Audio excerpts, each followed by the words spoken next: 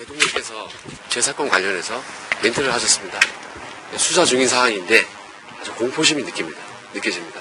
두렵고 어떤 불이익이 있을지 상당히 힘이 듭니다. 과연 이런 상황에서 검찰에서 공정하게 수사를 할 수 있을지 고민이 되고 걱정이 됩니다.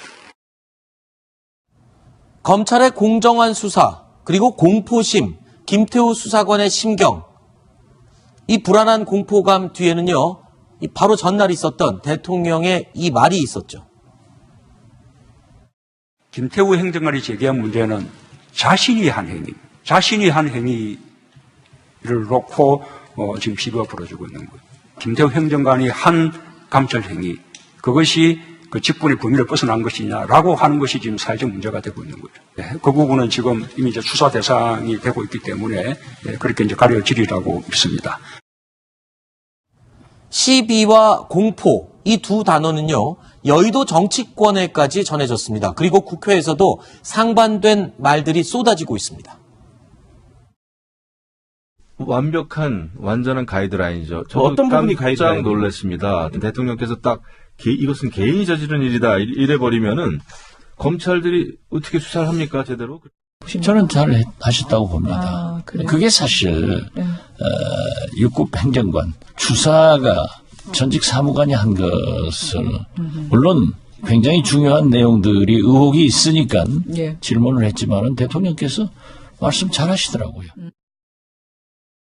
이현정 의원님은 어떻게 보셨어요? 저 이야기 읽고 공포, 시비, 이걸 어떻게 한 분은 대통령이고 한 분은 지금 수사를 받는 전직 수사관 아니겠습니까? 네. 자, 그러면 대통령께서 이 언급을 하셨다는 것은 네. 현재 이 수원지검에서 조사를 하고 있거든요. 그러면 본인 입장에서는 굉장히 대통령의 언급 자체가 하나의 가이드라인 느낄 수는 있겠죠. 네. 자, 그리고 저는 대통령의 언급 자체가 보면 개인이 한 것이다. 라고 해서 이 청와대와 상관이 없다는 듯이 말씀을 하고 계세요. 그런데 저는 이거는 좀 문제가 있다고 봅니다. 왜냐하면 지금 김태우 수사관이 개인이 그냥 독단적으로 한 게 아니지 않습니까? 네. 즉 청와대 특감반원으로 한 겁니다. 자, 그러면 특감반을 해놨으면 특감반에 있는 상급자와 모든 사람들이 공동 책임이 있는 거 아니겠습니까? 네. 자, 그럼 이거는 한 개인의 문제는 아니죠. 그리고 지금 김태우 수사관도 이야기했지만 본인이 한 것을 위에다 보고도 했고 여러 가지 또 그런 의혹들이 있지 않겠습니까? 그러면 이거는 청와대의 문제로 저는 볼 수가 있다고 봅니다. 그러면 청와대의 문제라면 대통령께서 그냥 이거 개인 문제니까 나하고 상관없어라고 이야기를 하실 문제는 아닌 것 같아요. 네. 일단 이 문제에 관해 유감을 표명하셔야 되는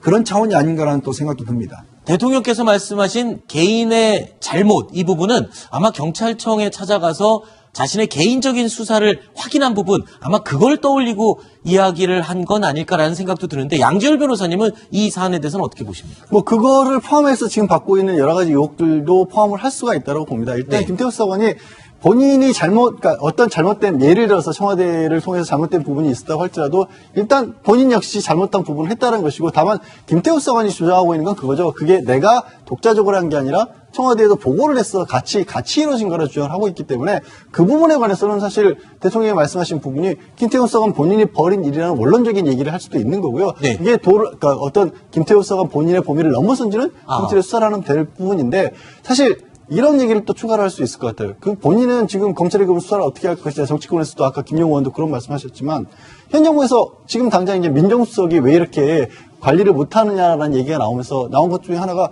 검찰에 대한 어떤 의도적인 장악을 하지 않고 있다라는 거 아니겠습니까? 네. 그러니까 검찰이 모르겠습니다. 알아서 충성한다라는 그런 걱정을 한다라면 모르겠지만, 가이드라인을 내릴 만한 상황으로 검찰이 수사를 하고 있지는 않다라는 것도 네. 지금 현재 정권이 밝히고 있는 부분이기 때문에 네. 개인이 김태우 수사가 본인이 걱정을 할 수는 있겠지만 그게 그렇게 정말 사명이다 이렇게 보기는 어려운 상황이죠. 어떻게 보면 그런 것도 있습니다. 전 정권에서 얼마나 맨날 하명을 받았길래 저 말 한마디를 하명으로 얘기를 이렇게 논란이 되는지도 참 안타깝습니다. 국민들이 볼 때. 근데 어제 대통령께서 이제 특감반이 잘하고 있다. 네. 이렇게 이야기를 하셨어요.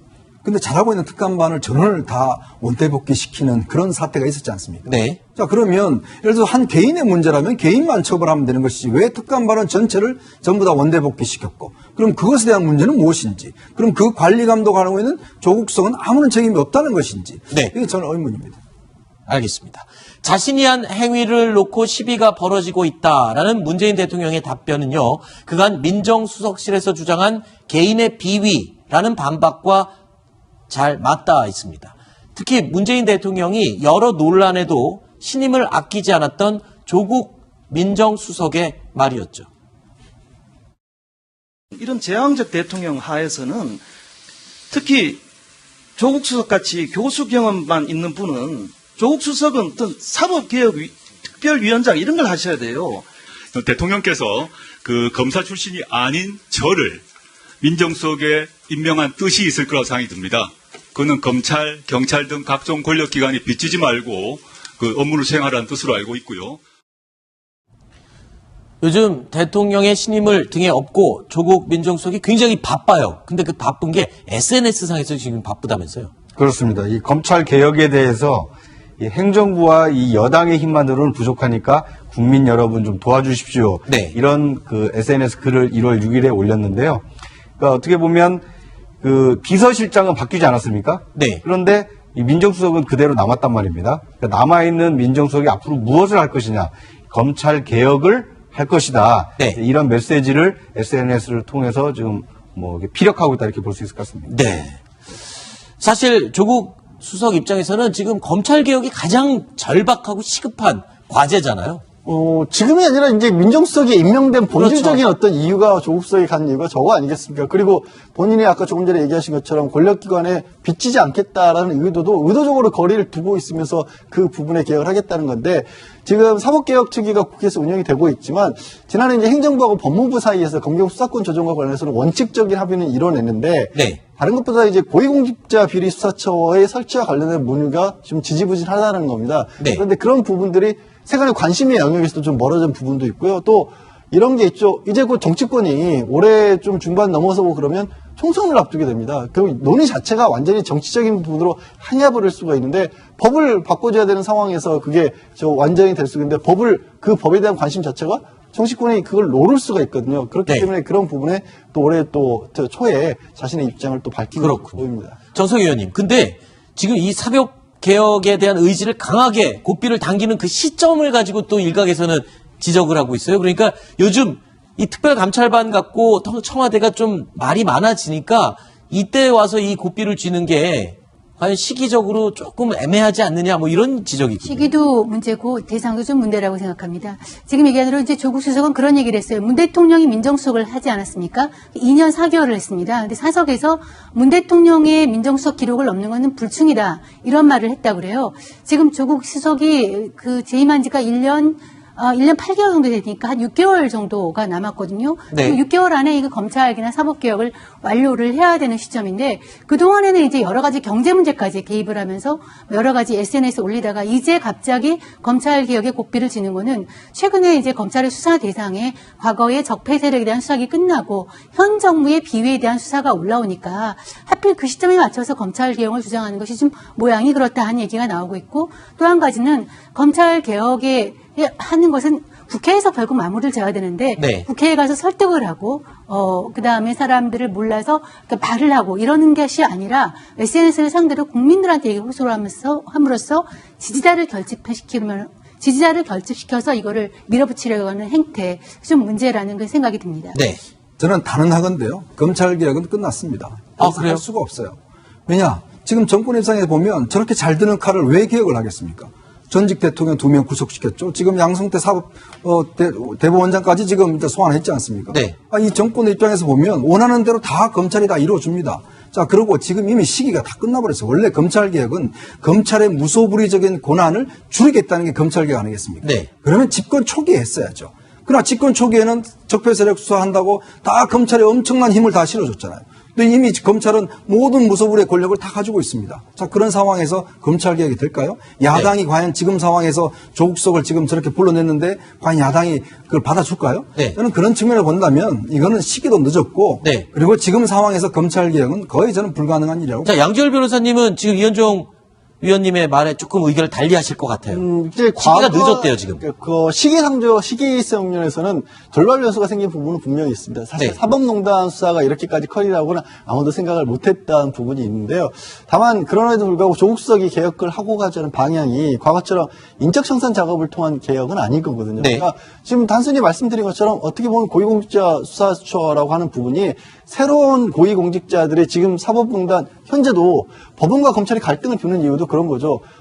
검찰이 왜 우리까지도 이게 건드리는 거야? 이런 갈등들이 있단 말이에요. 그게 네. 아니라 이런 문제를 해결할 수 있는 부분들, 그리고 국민들이 보기에 이 사법부든 검찰이든 어떤 잘못을 했었을 때 확실하게 다 그쪽에서 맡아줄 수 있는 기관이 제3지 기관이 있다라면 네. 그 부분에 해결할 수 있다라는 또 의뢰도 있기 때문에 네. 그래서 그 부분을 추진하는 것은 저는 아직은 남아있을 수 있다고 봅니다. 알겠습니다. 네. 이 조국 수석이 검찰 개혁에 대해서 집권하기 전에, 그러니까 문재인 정부가 출범하기 전에 이 시국 토론에서 한 얘기가 있습니다. 이 검찰의 기본 속성은 죽은 권력과 싸우고 산 권력에 복종하는 하이에나식이다. 네. 권력이 죽어간다 싶으면 바로 찌르는 모습을 보인다라고 하면서 검찰 개혁의 필요성과 당위성을 얘기한 적이 있거든요. 네. 그러니까 이 진정성을 가지고 검찰 개혁을 만약에 추진하고 있는 것이라면 야당 또는 국민을 설득해서 검찰 개혁을 네. 이뤄내는 것이 조국 수석이 맡은 소명이라고 볼 수 있습니다. 그런데 이제 지금 그 20개월 가까이 됐을 때는 뭐 하고 왜 이제 와서 다시 검찰 개혁을 거론하느냐, 네, 이런 비판의 목소리가 좀 제기가 되고 있는 것 같습니다. 네. 자, 이 모든 논란의 최근 논란의 시작점이 됐던 김태우 수사관 얘기로 다시 돌아가 보겠습니다. 오늘 대검찰청의 이 징계가 결정이 된다고 그랬는데 지금 예상보다 계속 시간이 늦춰지고 있어요. 어떻게 된 겁니까? 어떤 아직까지는 해임까지 지금 얘기가 나왔었는데. 뭐 직위해제를 하느냐 아니면 신분 유지를 하느냐라는 건데요. 네. 일단 아예 징계 절차 자체를 좀 막아달라는 요구까지 좀 했던 걸로 보입니다. 그런 네. 부분은 이제 반려가 됐지만 이게 과연 얼마만큼이나 법적으로 봤었을 때, 그러니까 특히 이제 김태우 수사관이 검찰 내에서도 그렇고 했던 일이 정보와 관련된 부분을 하다 보니까 과연 뭐 정보원이라고 할 수 있는 사람들을 만나면서 했던 부분들을 어디까지가 좀 뭐 위법적인 내지는 신분행위에 어긋나는 것이라고 판단하는지 부분도 좀 오래 걸릴 거고, 사실은 또 검찰 징계위원회에서 이게 정치적인 부분도 고려를 전혀 안 할 수는 없잖아요. 네. 그러니까 무작정 강하게 어떻게 징계를 하게 되면 또 이게 혹시 말이 나올 수도 있기 때문에 그렇죠. 그 부분을 누구도 사실 이해를 하기 어려울 만큼의 어떤 문제점들을 가지고 정확하게 잘라내야 되는데 그게 좀 어렵다는 거죠. 알겠습니다.